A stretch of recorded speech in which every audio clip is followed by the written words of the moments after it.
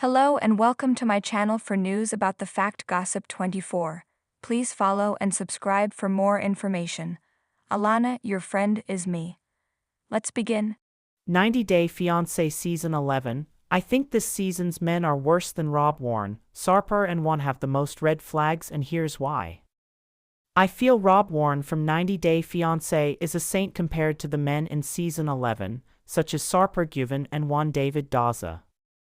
Rob was introduced in 90 Day Fiancé Season 10 with Sophie Sierra from the UK. While he is just 3 shows old, Rob has cemented himself as a franchise villain. He is in hot water now for wanting to fight his women cast members on The Last Resort and defending men like cheater Biniam Schreiber, who have done worse things than the women. In 90 Day Fiancé Season 11, some men have shown traits of becoming villains worse than Rob. While Mahdi Al-Saadi, Mark Bassett, and Sean Finch have their evil streaks, if you ask me, they can't be compared to Sarper and David, who, in a few years, might replace Rob as the biggest franchise villain at the moment. Rob was an instant villain in his season when he was introduced as Sophie's husband-to-be. Sophie had revealed that Rob had cheated on her while they were in a long-distance relationship. I saw how Rob did not step up for Sophie's needs while knowing she came from a wealthy family and made her live in an apartment with no bathroom. Sophie didn't even get a duvet from him. He gave her ample ammo to prove he was a liar and a cheat, talking to several women at once online and claiming it was just one. Sophie also claimed Rob was allegedly abusive towards her. She released pictures and videos showing him screaming at her, and her eyebrows were bruised. Sophie caught Rob on a dating app while they were at the resort. I find it strange that Rob took a certain fascination with Gino Palazzolo and Jasmine Pineda's relationship and decided Jasmine was a cheater and Gino was being played. He went to the extent of calling Jasmine a pregnant WH*** at the tell-all and saying mean things about her unborn baby. Jasmine had to be hospitalized from all the stress. Sarper was the franchise villain when he was introduced on The Other Way. He called himself the bad boy and bragged about the 3,000-something women he slept with before meeting Shekinah.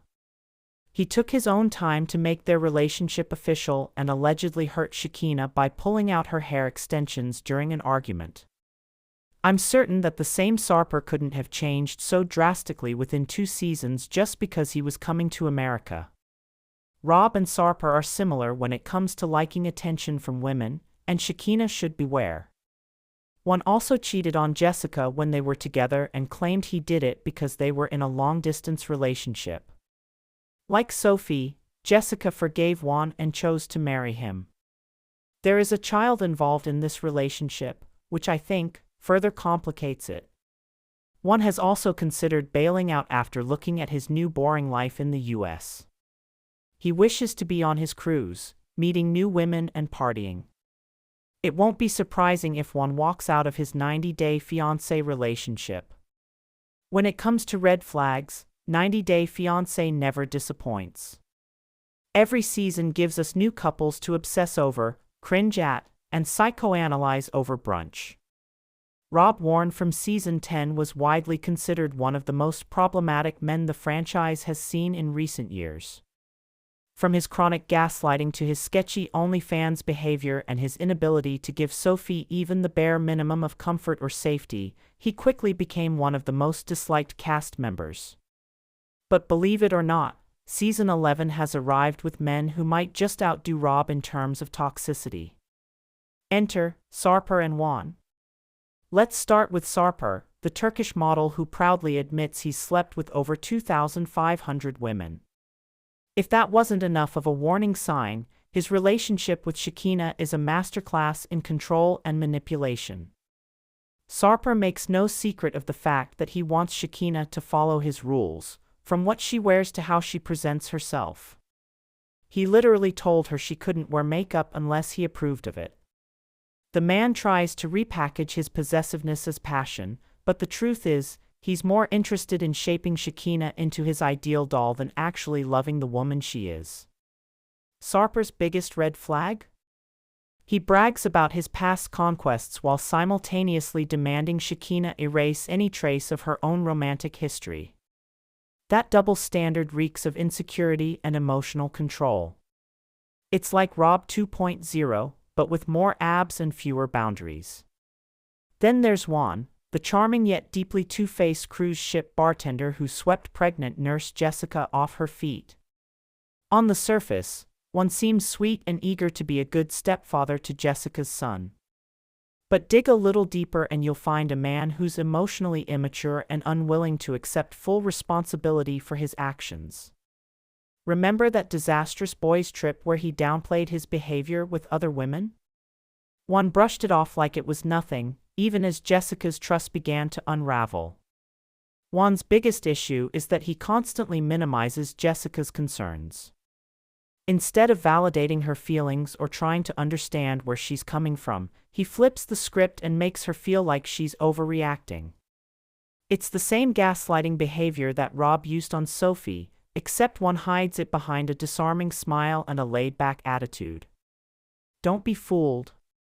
Juan's ability to dodge accountability while keeping up the nice guy act makes him especially dangerous. What's even more frustrating is how both Sarper and Juan get away with their behavior in ways Rob never could. Maybe it's the cultural differences or the charisma they hide behind, but fans seem slower to call them out. That needs to change.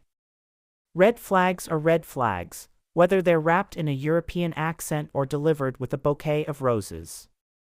To be clear, Rob set the bar low. The man literally had a camera hidden in his house and refused to acknowledge how uncomfortable and unsafe that made Sophie feel. But Sarper's controlling nature and Juan's manipulative charm show that toxicity comes in many forms, and this season is proof of that. So while Rob Warne might still be the poster child for 90-day fiancé toxicity, Sarper and Juan are challenging him for the title.